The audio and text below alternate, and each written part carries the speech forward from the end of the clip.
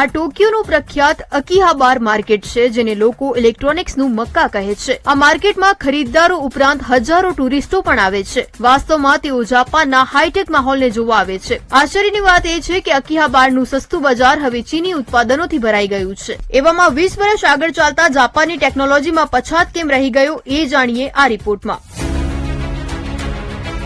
ટુરિસ્ટોએ unique ગેજેટ્સની તલાશમાં આવે છે, પણ જો તમે અહીં આવેલી દુકાનો પર નજર કરો તો જાપાની પ્રોડક્ટને બદલે એપલ, સેમસંગ, હુવાવે, ફિટબીટ, ગાર્મિન, JBL જેવી વિદેશી કંપનીઓની પ્રોડક્ટ વધુ જોવા મળી રહી છે.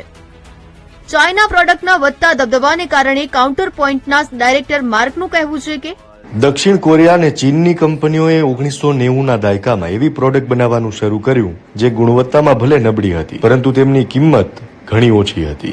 અહીંથી જાપાનનું માર્કેટ ડાઉન થવાનું શરૂ થયું. નિષ્ણાંતો